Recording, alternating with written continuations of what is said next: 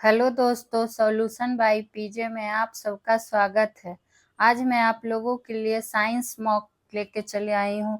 इसके पहले भी आपका बारी बारी से सारे सब्जेक्ट का मॉक टेस्ट करवाया जा रहा है, वो भी फुल एक्सप्लेनेशन के साथ आपको सॉल्यूशन दिया जाता है। तो आप लोग इस चैनल से ज़रूर जुड़े, वीडियो को लाइक सब्सक्राइब शेयर ज़रूर कीजिए। चलिए बढ़ते हैं आज के साइंस के पहले प्रश्न की ओर। हमारा पहला प्रश्न है, हमारे शरीर का अधिकतम भार बना है, यानी कि पूछ रहा है आपसे क्वेश्चन कि जो हमारे शरीर का अधिकतम भार है वो किससे बना है। तो ऑप्शन में क्या है, अस्थियों का, शारीरिक अंगों का, जल का, त्वचा व अंगों का। तो ऑप्शन चारों तो बना है, लेकिन इसमें आपसे पूछा गया अधिकतम भार किसका बना है, तो ये बना है किसका, जल का। तो ऑप्शन नंबर सी हो जाएगा हमारा राइट आंसर। वही बात करें कि और क्या प्रश्न बन सकते हैं, तो सबसे पहले तो जल का सूत्र क्या होता है, तो H2O। वही बात कर लें कि जल क्या है, अम्ल है, क्षारीय है या उदासीन है, तो जल क्या हो जाता है, उदासीन में आ जाता है। वही बात कर ले कि जल का पीएच मान अगर पूछ ले तो पीएच मान कितना हो जाता है, तो 7 होता है, और 7 जो होता है इसलिए तो उदासीन होता है। और बात करें क्या शरीर में जल की मात्रा लगभग कितने परसेंट होती है, इसीलिए तो हमारे शरीर का अधिकतम भार कितने का है, जल का बना हुआ है। तो शरीर में जल की मात्रा लगभग कितनी, जल की मात्रा लगभग कितनी होती है, लगभग में 60 से 70%, 60 से 70%। ठीक, अगर ऑप्शन में लगभग नहीं रहे तो आप डायरेक्ट 70% टिक कर सकते हैं। ठीक है, वही बात करें अस्थि का, तो सामान्यतः अस्थि में जल का कितना प्रतिशत होता है ये भी पूछ दिया जाता है। तो जो अस्थि में प्रतिशत होता है वो कितना होता है, 50% जल का प्रतिशत होता है, किसमें, तो अस्थियों में। वहीं प्लाज्मा में अगर पूछ दे कि प्लाज्मा में जल का कितना प्रतिशत होता है, तो प्लाज्मा में होता है 90 से 92% जल। कितना, तो 90 से 92% जल होता है, किसमें, प्लाज्मा में। तो ये थे इतने जल से संबंधित प्रश्न और यही था हमारा पहला क्वेश्चन।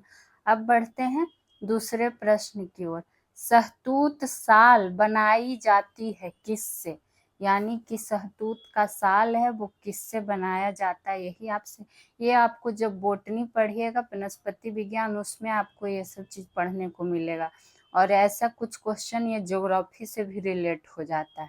तो शहतूत साल जो बनाई जाती है वो किससे बनाई जाती है, तो चीरू के बालों से। किससे, तो ऑप्शन डी हो जाएगा, चीरू के बालों से। चीरू के बाल है जो, मतलब क्या है, किसका बाल है, चीरू का बाल। ये हिरन का एक किस्म है, किसका, चीरू का बाल जो हिरन का क्या है, एक किस्म है। बोले ना आपको ये ज्योग्राफी से भी ये क्वेश्चन रिलेट करेगा और बॉटनी से। ज्योग्राफी में जानिएगा तो तिब्बत और कश्मीर की पहाड़ी के ऊंचाई पर पाया जाता है यही हिरन का एक किस्म, जिसको चीरू नाम से जाना जाता है। वही बात करेंगे, ऑप्शन ए है हुंगल के बालों से। तो हुंगल जो है ये जम्मू कश्मीर में पाया जाता है। ठीक है, और चिंकारा, ऑप्शन बी है चिंकारा के बालों से। चिंकारा भी कोई जानवर है, ये मांस के लिए जाना जाता है, इसका मांस के लिए कहाँ जाना जाता है, तो राजस्थान में। तो और बात करें क्या कहता है, अगर आपसे पूछ दे कि शहतूत साल को वानस्पतिक नाम क्या है, जैसे बोटनी में वानस्पतिक नाम पूछ लिया जाता है कि इसका वानस्पतिक नाम क्या है शहतूत साल का, तब क्या हो जाएगा, मोरस अल्वा। क्या हो जाएगा, मोरस अल्वा। तो ये सब प्रश्न हो सकता है आप लोग बहुत कम देखे सुने होंगे, लेकिन अब ऐसे प्रश्न एग्जाम में आ रहे हैं। रटा रटाया प्रश्न अब बहुत कम ही मिलता है देखने को, तो ऐसे प्रश्नों को इग्नोर नहीं करिए। अब आइए क्वेश्चन नंबर 3 पे। सफेद प्रकाश में उपस्थित निम्न रंगों में कौन सा रंग शीशे के प्रिज्म द्वारा सबसे कम विचलित होता है। यहाँ क्वेश्चन ध्यान से पढ़ना है, किसमें, तो सफेद प्रकाश में। और शीशे के प्रिज्म द्वारा सबसे कम का पूछा जा रहा है कि कौन सा रंग है जो शीशे के प्रिज्म द्वारा सबसे कम विचलित होता है। तो आप लोग को पता होगा कि श्वेत प्रकाश किरण जो क्या करता है, अभी रंगों कि प्रकाश की किरणों में जब विभाजित हो जाता है तो वो विभाजित होना कौन सा क्या कहलाता है, प्रकाश का वर्ण विक्षेपण। तो यहाँ पे आपको परिभाषा नहीं लिखना है, बस जानकारी के लिए बता दिए। यहाँ आपसे सबसे कम जो विचलित होता है वो कौन होता है, लाल रंग। तो ऑप्शन बी हो जाएगा इसका राइट आंसर। लेकिन यही अगर आपसे पूछ दे सेम यही प्रश्न कि सफेद प्रकाश में उपस्थित निम्न रंगों में कौन सा रंग शीशे के प्रिज्म द्वारा सबसे अधिक विचलित होता है, सिर्फ यहाँ सबसे कम की जगह सबसे अधिक, तब कौन हो जाएगा, बैगनी रंग। तो जब आपसे पूछे कि सबसे अधिक कौन सा रंग विचलित होगा तो बैगनी रंग, और सबसे कम में तो लाल रंग। वही बात कर ले कि बैगनी रंग का तरंगदैर्घ्य क्या होता है, सबसे कम होता है। एक पॉइंट इसमें ये भी रख सकते हैं कि इसका तरंगदैर्घ्य सबसे कम होता है, तरंग, और ये प्रश्न भी पूछा गया है। तो इसका तरंगदैर्घ्य सबसे कम होता है, किसका, तो बैगनी रंग का। वही बात करें लाल रंग का तो इसका तरंगदैर्घ्य सबसे अधिक होता है, तरंगदैर्घ्य सबसे अधिक किसका होता है, तो लाल रंग का। तो ये थे कुछ प्रश्न इससे संबंधित और जानकारी जाने की क्या और बन सकता है। चलिए अब बढ़ते हैं चौथे प्रश्न की ओर, और आप लोग भी साथ ही साथ इसको पॉइंट बाय पॉइंट नोट करते जाइए ताकि आपके पास एक अच्छा नोट्स तैयार हो जाए और रिवीजन करने में आप ही को आसानी होगा। चलिए अब बढ़ते हैं चौथे प्रश्न की ओर। कौन एक प्रतिवर्ती क्रिया नहीं है, कौन सी क्रिया, प्रतिवर्ती क्रिया नहीं है। चूंकि आज साइंस का सेशन है, साइंस का मौका है, तो आपको फिजिक्स, केमिस्ट्री, बायोलॉजी, उसके अंतर्गत भी बॉटनी, जूलॉजी, सबका क्वेश्चन आपको यहाँ पर मिलेगा। इंग्लिश में अगर आपको लिखा रहे रिफ्लेक्स एक्शन, कौन एक्शन, रिफ्लेक्स एक्शन, क्योंकि कुछ कुछ बायोलॉजी का टर्म इंग्लिश में सही रहता है। तो कौन एक प्रतिवर्ती क्रिया नहीं है पूछा गया है। तो पहले तो जानेंगे कि कौन है।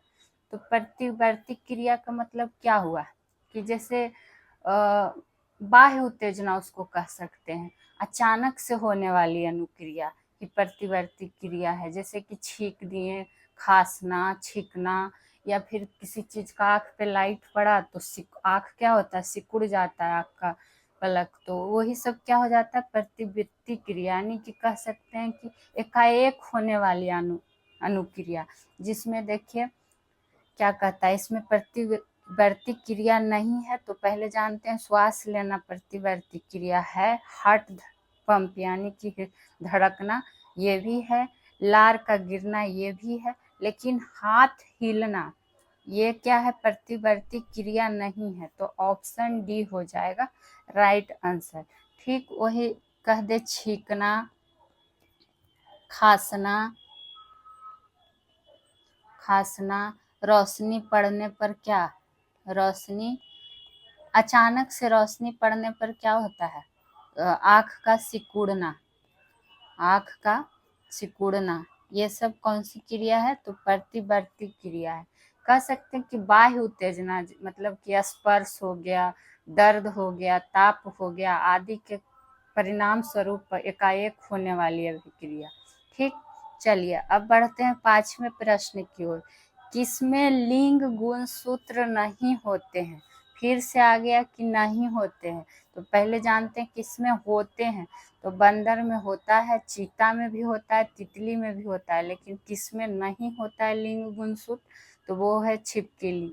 तो ऑप्शन ए हो जाएगा राइट आंसर। ठीक, वही बात कर ले कि छिपकली का अध्ययन क्या कहलाता है, ये भी पूछ लिया जाता है। तो छिपकली का अध्ययन क्या कहलाता है, सोरोलॉजी। कौन लॉजी, तो सोरोलॉजी। ठीक, तो ये पॉइंट यहाँ से ध्यान रख सकते हैं। वही बात और क्या जान सकते हैं, गुणसूत्र का आ गया है तो गुणसूत्र का खोजकर्ता पूछ लिया जाता है। गुणसूत्र का खोजकर्ता कौन है, तो बॉल्डेयर।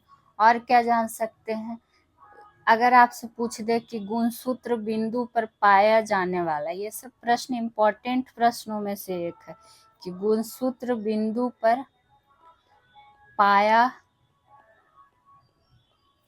जाने वाला प्रोटीन क्या कहलाता है? पाया जाने वाला प्रोटीन क्या कहलाता है? तो यह कहलाता है काइनेटोकोर। क्या कहलाता है? काइनेटोकोर। हो सकता है बहुत लोग इसका नाम भी नहीं सुने होंगे। और बताइए, ये सब आपको एनसीईआरटी में पढ़ना है डिटेल से, तो जानकारी होना चाहिए। तो काइनेटोकोर क्या हो जाता है? गुणसूत्र बिंदु पर पाए जाने वाला प्रोटीन। ठीक, वही बात करें कि पुरुष में लिंग गुणसूत्र किस रूप में पाया जाता है? तो XY के रूप में। और महिला की बात करें तो महिला में किस रूप में पाया जाता है? तो XX के रूप में। तो ये सब तो आपको पता होगा। ठीक, चलिए अब बढ़ते हैं छठे प्रश्न की ओर, जो कि हमारा आ गया है मिलान करने वाला। तो मिलान में क्या है? फल का किससे संबंध हो जाएगा? फल किससे प्राप्त? अंडाशय से। तो ये का हो जाएगा 4। वही बीज का किससे? तो बीजांड से। काष्ठ का किससे संबंध हो जाएगा? तो तना से। और मंड का किससे? तो पत्ती से। तो ये तो मिलाने वाला था। तो ए का हो गया 4, बी का हो गया 1, सी का हो गया 3 और डी का हो गया 2। तो ये तो आसान प्रश्नों में से एक था। चलिए अब बढ़ते हैं 7वें प्रश्न की ओर। एड्स विषाणु में होता है क्या? यानी इसमें देखिए एक क्वेश्चन का आंसर आपको पहले ही मिल गया कि एड्स किसके कारण होता है? तो एड्स विषाणु के कारण होता है, यानी कि वायरस के कारण। और कौन सा वायरस? तो एड्स किसके कारण? HIV virus. HIV वायरस के कारण होता है क्या? एड्स। और जो वो होता है एड्स विषाणु में क्या होता है? तो RNA और प्रोटीन, RNA प्लस प्रोटीन क्या होता है? एड्स विषाणु में सम्मिलित होता है। ठीक, RNA राइबोन्यूक्लिक एसिड, ये तो फुल फॉर्म पता होगा। बाकी DNA के बारे में तो आप लोग को बहुत बार बता चुके हैं। वही RNA का मुख्य कार्य क्या हो जाता है? RNA का मुख्य कार्य क्या है? तो RNA का मुख्य कार्य क्या है? प्रोटीन संश्लेषण करना। प्रोटीन संश्लेषण करना ही इसका क्या है? मुख्य कार्य है। और बात करें कि एड्स का फुल फॉर्म भी पूछ लिया जाता है कि एड्स का फुल फॉर्म क्या होता है। हो सके आपको फुल फॉर्म दिया रहे और पूछ ले कि इसमें कौन सा सही है और कौन सा गलत है। पहले जानकारी रहेगी तब ना। तो इसका फुल फॉर्म क्या हो जाता है? एक्वायर्ड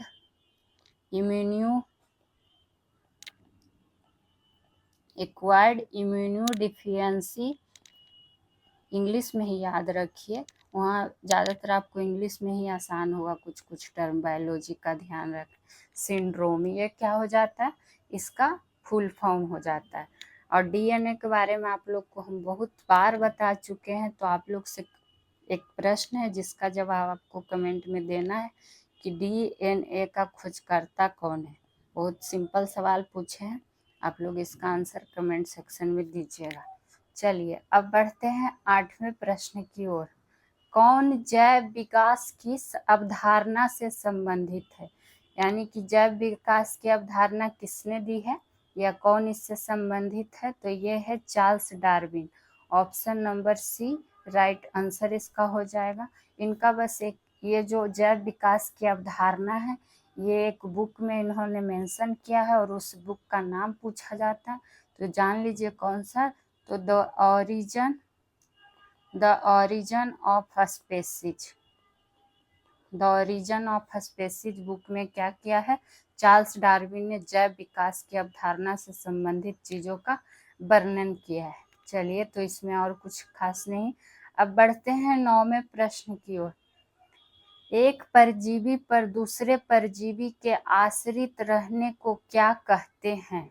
यानी कि एक परजीवी क्या है? परजीवी का मतलब क्या हुआ? वैसा जीव जो अपना जीवन निर्वाहन के लिए क्या करता है? किसी दूसरे जीव पर आश्रित होता है, तो वही हो जाता है परजीवी। और आपसे यही पूछ दिया गया है कि एक परजीवी पर दूसरे परजीवी के आश्रित रहने को क्या कहते हैं? तो ये कहते हैं उपपरजीविता। क्या परजीविता?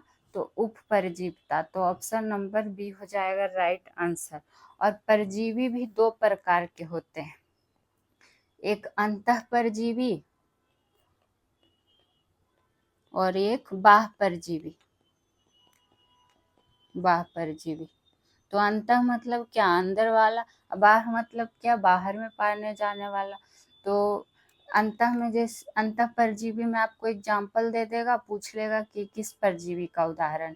तो एंट अमीबा हिस्टोलिका ध्यान में रखिएगा। क्या, एंट अमीबा हिस्टोलिका, ये कौन सा परजीवी है, तो अंतः परजीवी के अंतर्गत आता है। वही बाह्य परजीवी में आ जाता है, जू हो गया, खटमल हो गया, ये सब किस में आ जाएगा, तो आपका आ जाएगा बाह्य परजीवी में। तो ये हो गया परजीवी से संबंधित प्रश्न। अब बढ़ते हैं 10वें प्रश्न की ओर। बैकेलाइट किसके संघनन से बनता है। देखिए, यह है आपका केमिस्ट्री का प्रश्न। तो बैकेलाइट जो बनता है किसके संघनन से बनता है, तो वो आपका बनता है फिनॉल तथा फॉर्मेल्डिहाइड, जो कि ऑप्शन नंबर ए में है, और फिनॉल तथा मिथेनॉल, यानी ये दोनों ऑप्शन नंबर ए और ऑप्शन नंबर बी दोनों का कॉम्बिनेशन से क्या बनता है, बैकेलाइट। इसी यही तीनों का क्या, संघनन से। और क्या बोलता है, अगर आपसे पूछते कि फॉर्मेल्डिहाइड का पूछा गया है, इसलिए बता रहे हैं कि फॉर्मेल्डिहाइड का उपैक नेम क्या होता है, तो फॉर्मेल्डिहाइड का ही उपैक नाम क्या है, मीथेनॉल। क्या है, मीथेनॉल। तो ये चीज ध्यान रख सकते हैं, मीथेनॉल। और यही तीनों का कॉम्बिनेशन करके क्या, संघनन से क्या बन जाता है, बैकेलाइट। तो इसका उस अनुसार आंसर क्या हो जाएगा, चूंकि ऑप्शन ए और ऑप्शन बी दोनों है, तो ऑप्शन डी हो जाएगा, यानी कि उपरोक्त में से एक से अधिक। तो यहाँ पे हमारे 10 प्रश्न हुए समाप्त। और आपको से एक रिक्वेस्ट है आप लोगों से कि अगर आप लोग वीडियो देखते हैं तो वीडियो को लाइक किया कीजिए, कोई कमेंट हो आपका तो कमेंट कीजिए, और जितना हो सके चैनल को शेयर सब्सक्राइब कीजिए अगर आपको मेरा सॉल्यूशन कराना अच्छा लगता है तो। और आपको इसका पीडीएफ भी प्रोवाइड किया जाता है, टेलीग्राम ग्रुप को ज्वाइन कर लीजिए, वहाँ पे आपको पीडीएफ भी प्राप्त हो जाएगा। चलिए अब बढ़ते हैं 11वें प्रश्न की ओर। कौन सा यौगिक चाइनीज व्हाइट कहलाता है, यानी कि व्हाइट ने इसको हाइट कर दीजिए, व्हाइट कहलाता है। तो कौन सा यौगिक है जो चाइनीज हाइट कहलाता है, ये कहलाता है जिंक ऑक्साइड। तो ऑप्शन नंबर सी हो जाएगा राइट आंसर। तो जिंक ऑक्साइड हो गया। और बात आ गया है जिंक का, तो आपसे पूछा जाता है कि जिंक का मुख्य अयस्क क्या है। जिंक का मुख्य अयस्क का नाम बताइए। तो जिंक का मुख्य अयस्क एक है जिंक ब्लेंड, जिंक ब्लेंड, और एक याद रखिएगा जिंक ब्लेंड और कैलामाइन। कौन माइन, कैलामाइन। ये दोनों क्या है, जिंक का मुख्य अयस्क आता है। ठीक, वही अगर आपसे पूछ दे, देखिए कितना अंतर हो जाता है। यहाँ जिंक ऑक्साइड था, जिंक फॉस्फाइड। तो जिंक फॉस्फाइड का जब बात आता है तो हमें क्या याद आ जाता है, जिंक फॉस्फाइड का उपयोग किसमें होता है, तो जिंक फॉस्फाइड का उपयोग होता है किसमें, चूहा मारने की दवा, यानी कि चूहा मार दवा के रूप में। क्या, चूहा मार दवा के रूप में जिंक फॉस्फाइड का उपयोग हो जाता है। तो ये चीज ध्यान। वहीं अगर जिंक सल्फेट रहे, क्या रहे, जिंक सल्फेट, चूंकि एक जैसा होता है और एग्जाम में लोग कंफ्यूज हो जाते हैं, तो इसलिए बता रहे हैं सबका। तो ये क्या होता है, रंगाई हो गया या फिर कैलिको की छपाई हो गया, ये सब चीज़ों में किसका इस्तेमाल होता है या उपयोग होता है, तो जिंक सल्फेट का। लेकिन जिंक फॉस्फाइड का चूहा मार दवा के रूप में। और वही कौन सा यौगिक चाइनीज व्हाइट कहलाता है, तो जिंक ऑक्साइड। चलिए अब बढ़ते हैं 12वें प्रश्न की ओर। इन युग्मों में कौन सा सही सुमेलित है। आपसे पूछ रहा है कि इसमें से कौन सा युग्म है जो सही सुमेलित है, यानी कि एक सही होगा, बाकी 3 जो हैं वो गलत होंगे। तो पहले देखते हैं कि गलत कौन है।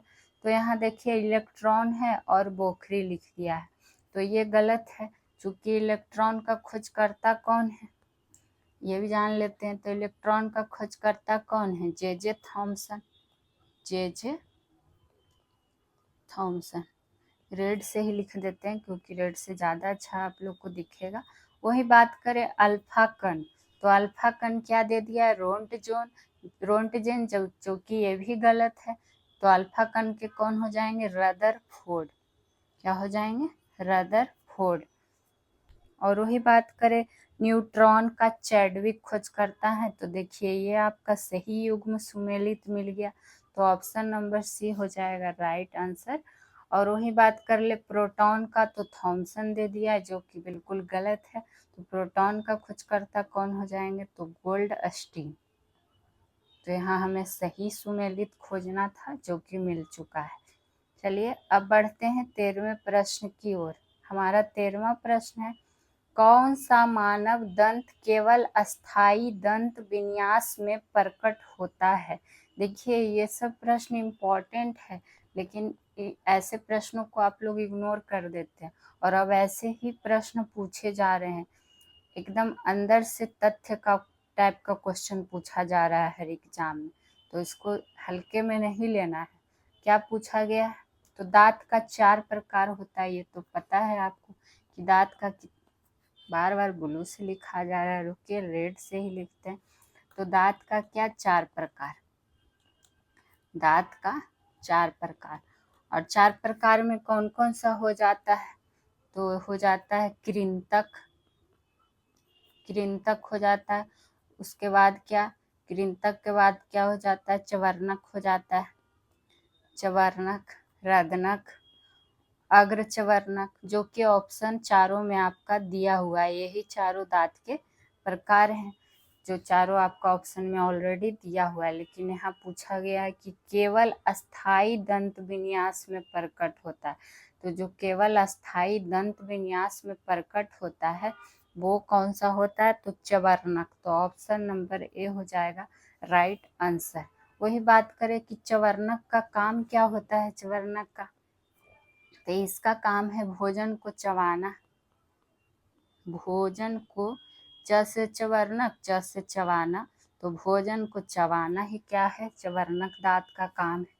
वही कृंतक का बात करें तो कृंतक का काम क्या है, तो क से कृंतक, क से काटना, काटना कुतरना, तो भोजन को काटना कुतरना ये सब किसका काम है, काटना या कुतरना, ये सब काम है कृंतक का।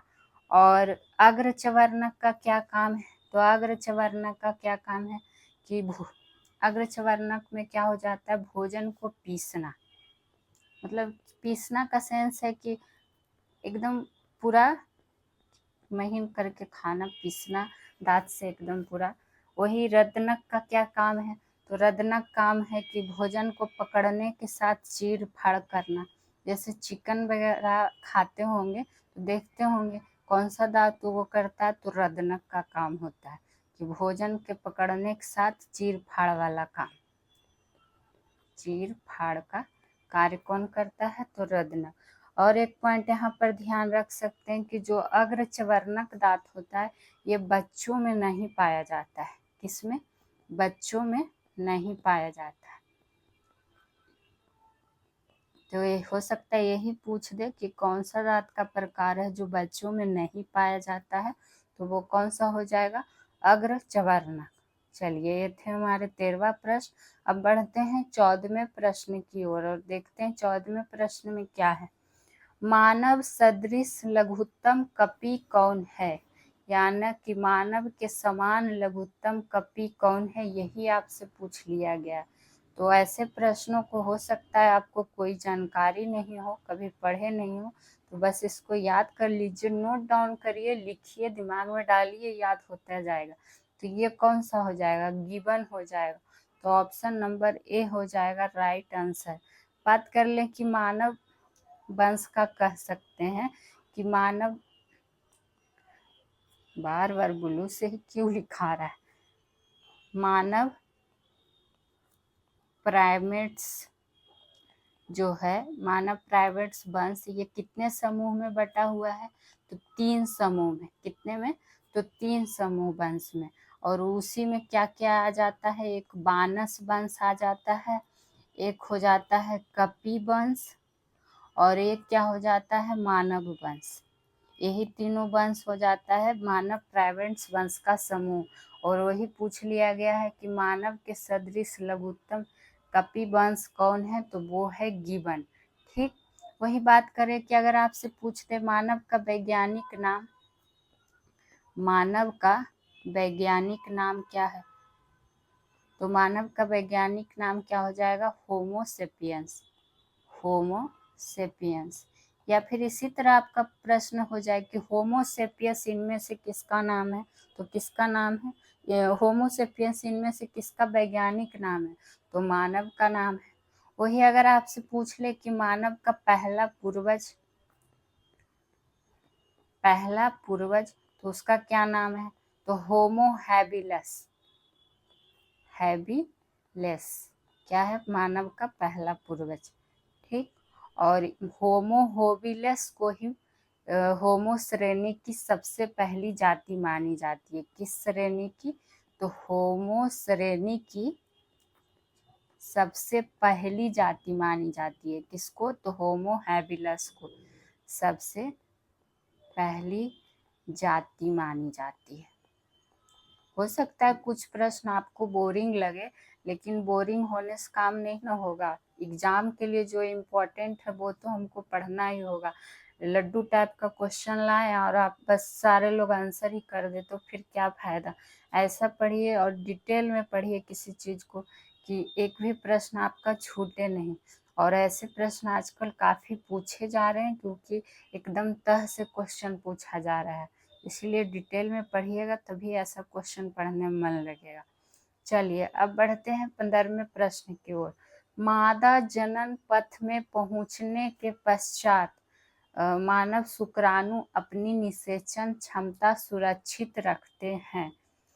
तो मादा जनन पथ में पहुंचने के पश्चात मानव शुक्राणु अपनी निषेचन क्षमता सुरक्षित रखते हैं, कितने दिनों के लिए या कितने मिनट के लिए, यही आपसे प्रश्न है। तो ये 1 से 2 दिन के लिए क्या करता है, सुरक्षित रखता है। वही अगर मिनट पूछता तो यहाँ पर एक पॉइंट नोट डाउन करके लिख सकते हैं कि मानव शुक्राणु क्या, मानव शुक्राणुओं को मादा जनन पथ में पहुंचने में लगभग कितना मिनट का समय लगता है, तो लगभग 30 मिनट लगता है। कितना, 30 मिनट लगता है। तो ये हो जाएगा एक पॉइंट, इसमें इस ध्यान रखिएगा। और एक पॉइंट यहाँ पर क्या नोट डाउन करके लिख सकते हैं कि मादा जनन तंत्र में आप ही लोग के लिए लिखा जा रहा है ताकि आप लोग भी अच्छे से नोट्स बनाइए, अपना रिवीजन में आप ही को हेल्प करेगा। तो मादा जनन तंत्र में अंडाशय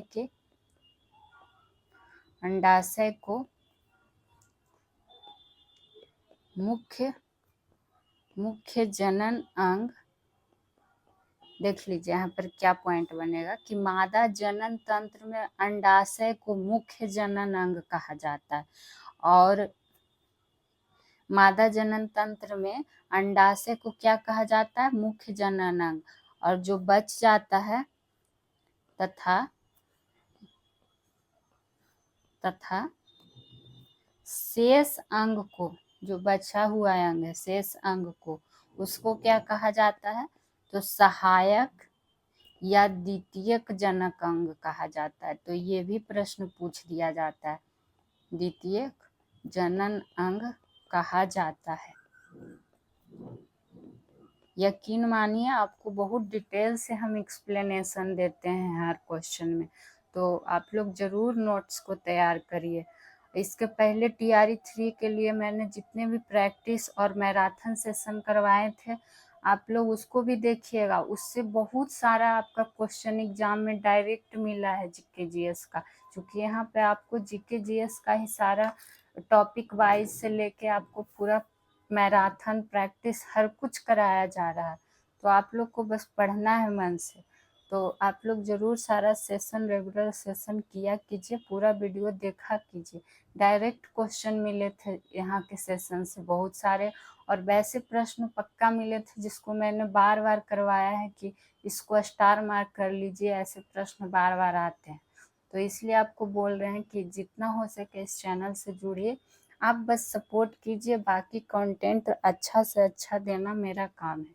अब आइए क्वेश्चन नंबर 16 पे। कौन एक रासायनिक उर्वरक नहीं है? देखिए नहीं है वाला क्वेश्चन आज ज़्यादा है, तो पहले जानते हैं कि कौन कौन है। उर्वरक का मतलब क्या हुआ कि मृदा की उर्वरता को बढ़ाने के लिए उसमें मिलाया जाने वाला पोषक तत्व ही क्या हो जाता है, उर्वरक हो जाता है। तो इसमें जो यूरिया है वो है, क्योंकि जानते ही होंगे कि ये डाला जाता है। वही सुपर फास्फेट है, पोटेशियम नाइट्रेट भी है, लेकिन जो नहीं है वो क्या है, सोडियम सल्फेट। तो ये क्या हो जाएगा, ऑप्शन नंबर बी ही है जो रासायनिक उर्वरक नहीं है। ठीक, और 16 पोषक तत्व मिलाया जाता है, ये चीज भी ध्यान रखिएगा कि मृदा की उर्वरता को बढ़ाने के लिए उसमें मिलाया जाने वाला कितना पोषक तत्व होता है, तो 16 पोषक तत्व होता है, 16 पोषक तत्व होता है। ठीक, अब बढ़ते हैं 17वें प्रश्न की ओर। देवदार फर के प्रसिद्ध लकड़ी के पौधे, यानी जो देवदार है, फर है, ये तो प्रसिद्ध लकड़ी का पौधा है, तो कहाँ, और ये पहाड़ी क्षेत्रों में क्या होता है, व्यापक रूप में पाया जाता है। तो सीधा सीधी आपको पूछा गया है कि किस लकड़ी, मतलब कौन सा प्रसिद्ध लकड़ी के अंतर्गत आता है, तो ये आपका आता है जिम्नोस्पर्म्स के। तो ऑप्शन ए हो जाएगा राइट आंसर, देवदार, फर, और एक दो एग्जाम्पल पूछा जाता है, स्प्रूस, स्प्रूस या फिर लार्च या सारू। तो ये सब क्या है, प्रसिद्ध लकड़ी किसका पौधा है, प्रसिद्ध लकड़ी किसका, तो जिम्नोस्पर्म्स का। स्पूर्स हो गया, लार्च हो गया, सारू हो गया, देवदार हो गया, फर हो गया, ये सब। और ये सब कौन बीजी है, तो अनावृत बीजी है। कौन बीजी है, तो अनावृत बीजी। अनावृत बीजी का मतलब क्या हो गया कि जिस बीज में बीजावरण नहीं हो। ये तो ऐसे ही पता चल रहा है कि जिस बीज में क्या हो, बीजा मतलब कि बीज में बीजावरण ही नहीं हो, यानी कि मरुद भी कह सकते हैं, मरुद भिद भी होता है अनावृत बीजी।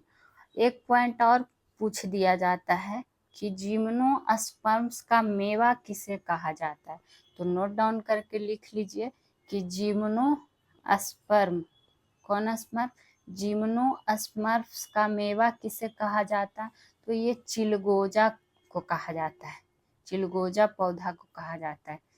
और ये प्रश्न काफी बार पूछा जा चुका है, चिलगोजा को कहा जाता है। ठीक, अब बढ़िए 18वें प्रश्न की ओर, जो कि आ गया है मिलान कराने वाला। और अभी आपको TRE 4 के लिए या फिर आप किसी भी कंपटीशन की तैयारी कर रहे हैं, तो आपको डेली अभी मॉक टेस्ट करवाया जाएगा, वो भी फुल डिटेल्स में सॉल्यूशन दिया जा रहा है, हर विषय का कराया जा रहा है और आगे भी कराया जाएगा। जब मैराथन का ज़रूरत होगा तो आप लोगों के लिए मैराथन भी कराया जाएगा, और आपको हर संडे को संडे स्पेशल में टॉपिक वाइज भी पढ़ाया जाएगा। तो बस आप लोग से एक रिक्वेस्ट है कि जितना हो सके इस चैनल से ज़रूर जुड़िए, अपने दोस्तों को, भाई बहनों को शेयर करिए।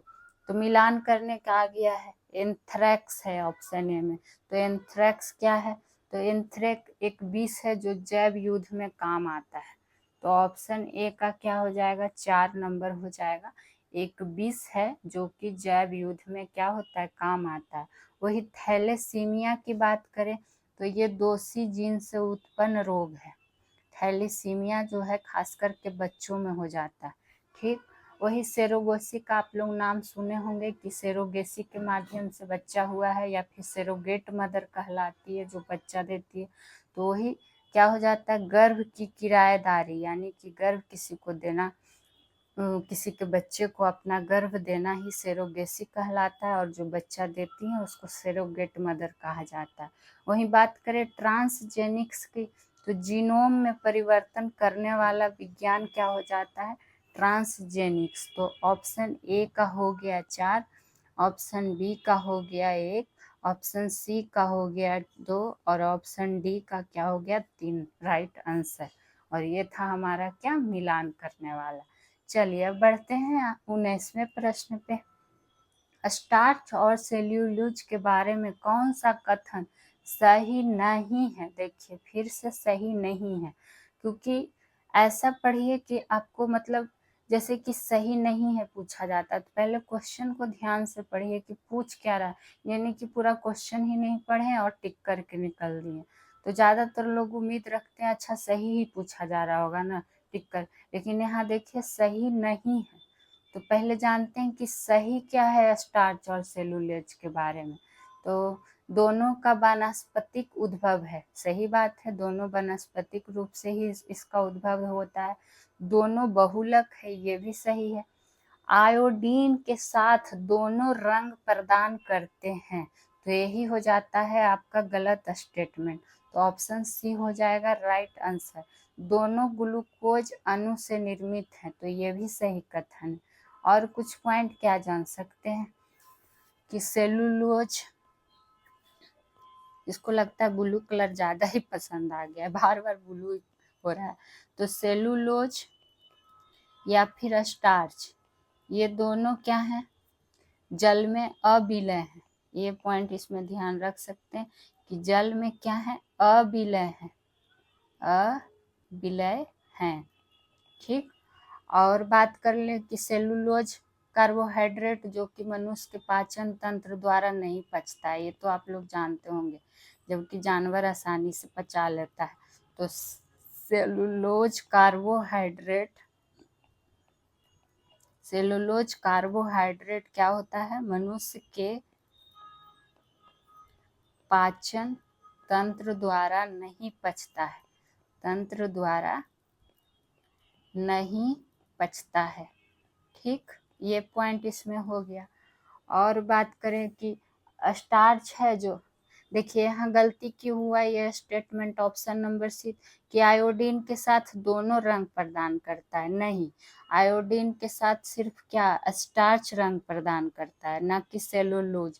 तो इसीलिए कथन, तो स्टार्च है जो आयोडीन के साथ क्या करता है, आयोडीन के साथ अभिक्रिया, आयोडीन विलयन लिख दीजिए ज़्यादा अच्छा रहेगा, आयोडीन विलयन के साथ अभिक्रिया करके कौन सा रंग प्रदान करता है, ये भी पूछा जाता है। तो गहरा नीला रंग प्रदान करता है, गहरा नीला रंग प्रदान करता है कौन, तो स्टार्च, लेकिन सेलुलोज नहीं करता है, इसलिए स्टेटमेंट अब हो गया गलत। अब आइए आज के 20वें प्रश्न, और ये है हमारा अंतिम प्रश्न। देखिए डेली आपको 20 प्रश्नों का ही मॉक टेस्ट कराया जाए, लेकिन 20 प्रश्न से समझिए आपको 40 प्रश्न 50 प्रश्न का क्वेश्चन आंसर प्राप्त होगा, क्योंकि डिटेलिंग दिया जाएगा कि इससे कितने प्रश्न और बन सकते हैं। तो गाय और भैंसों के थनों में दुग्ध उतारने के लिए, यहाँ दुग्ध टाइप हो गया है, दुग्ध उतारने के लिए किस हार्मोन की सुई लगाई जाती है, तो ये किसकी लगाई जाती है, तो ऑक्सीटोसिन, ऑक्सीटोसिन। तो ऑप्शन नंबर बी हो जाएगा इसका राइट आंसर। ये क्या करता है कि गर्भाशय की दीवार को सिकोड़कर प्रसव पीड़ा का प्रेरक के रूप में काम करता है कौन, तो ऑक्सीटोसिन। और इंसुलिन, इंसुलिन आपको पता है कि इंसुलिन की कमी से क्या हो जाता है, मधुमेह रोग हो जाता है, मधुमेह रोग हो जाता है। और इंसुलिन का खोजकर्ता कौन है, इंसुलिन का खोजकर्ता तो बेंटिंग। और क्या बात करें, बात अगर मधुमेह दिवस कब मनाया जाता है, ये भी पूछा जाता है, मधुमेह दिवस कब मनाया जाता है, तो ये मनाया जाता है 14 नवंबर को। ठीक। और सोमैट्रोट्रोपिन ऑप्शन ए में है, तो बस जान लेते हैं कि जो शरीर का डीएनए हो गया, आरएनए, प्रोटीन, यकृत, ये सब जो हुआ, उसमें क्या करता है, अमीन अम्ल में ग्लूकोज का संश्लेषण करता है कौन, तो सोमैट्रोपिन नामक का हार्मोन। ठीक, तो बस यहाँ पे कुछ ज़्यादा था नहीं इसमें पॉइंट, बस इतना ही। तो फिर मिलेंगे किसी और सब्जेक्ट का आपका सॉल्यूशन लेके इम्पोर्टेंट प्रश्नों के साथ। तो आप लोग चैनल को सब्सक्राइब कीजिए, शेयर कीजिए, लाइक करिए। तब तक के लिए खुश रहिए, मस्त रहिए। फिर मिलते हैं अगले सेशन में। Thank you.